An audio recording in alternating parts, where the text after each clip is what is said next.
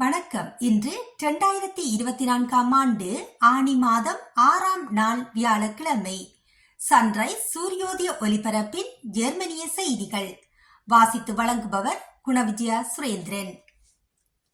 இதுவரை ரஷ்யா பலமுறை ஐரோப்பிய ஒன்றிய தடைகளை தவிர்க்க முடிந்தது. புதிய தொகுப்புடன் அது மாற வேண்டும். இது நீண்ட காலத்திற்கு முன்பே தீர்மானிக்கப்பட்டிருக்க வேண்டும். ஆனால் ஜெர்மனி தடையாக இருந்தது. மாற்றங்களுக்கான ஜெர்மன் கோரிக்கைகள் மீதான கடுமையான பேச்சுவார்த்தைகளுக்கு பின் ஐரோப்பிய ஒன்றிய நாடுகள் ரஷ்யாவிற்கு எதிரான பொருளாதார தடைகளின் 14வது தொகுப்பை ஏற்றுக்கொண்டன.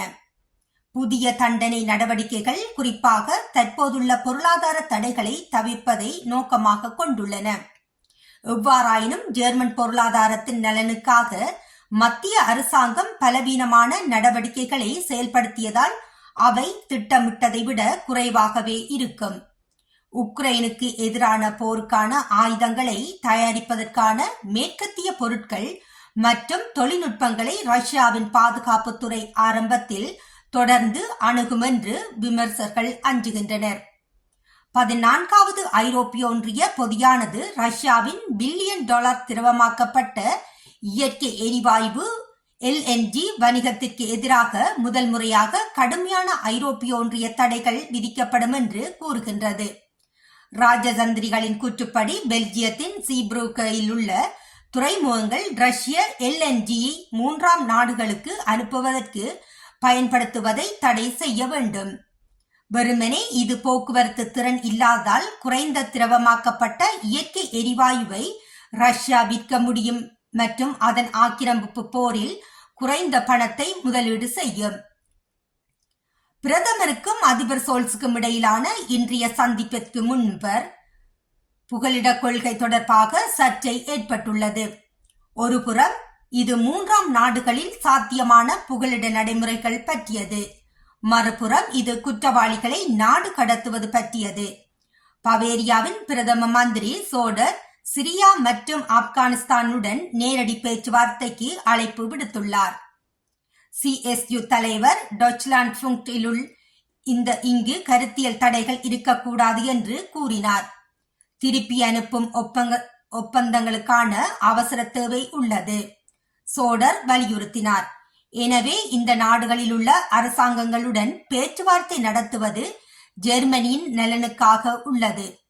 இந்த நேரத்தில் அனைத்து முன்மொழிவுகள் பற்றிய கவலைகள் மட்டுமே உள்ளன மற்றும் முடிவுகளை எடுக்க அதிக நேரம் எடுக்கும்.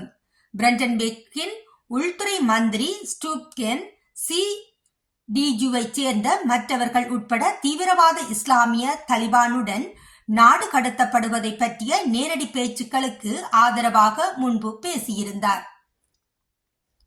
கம்பர்க்கில் உள்ள அப்ளைடு சயின்சஸ் பல்கலைக்கழகம் சில்டியில் உள்ள ஒரு பட்டியல் இனவரி கோஷங்களில் பங்கேற்ற மாணவரை வெளியேற்ற வேண்டாம் என்று முடிவு செய்துள்ளது. எக்ஸ்மாட்ரிகுலேஷன் கமிட்டியின் 6 உறுப்பினர்கள் விகிதாசாரத்தை எடை போட்டு நடவடிக்கைகளை தொடங்குவதற்கு எதிராக ஒருமனதாக வாக்களித்துள்ளதாக பயன்பாட்டு அறிவியல் பல்கலைக்கழகம் அறிவித்தது. இருப்பினும் ஜூலை இறுதி வரை மாணவருக்கு விதிக்கப்பட்ட தடை அமலில் உள்ளது. சில்டர் பார் முன் ஒரு காட்சியின் வீடியோ மே மாதம் இனவரி பற்றிய விவாதத்தை தூண்டியது. இத்தாலிய இசைக்கலைஞர் ஜிகிடி அகோஸ்டினோவின் பாடலுக்கு விருந்தினர்கள் இனவரி முழக்கங்களை எழுப்புவதை காணலாம். சம்பந்தப்பட்டவர்களில் சிலர் தங்கள் முதலாளிகளிடமிருந்து பணி நீக்கம் அறிவிப்புகளை பெற்றுள்ளதாக செய்திகள் கூறுகின்றன.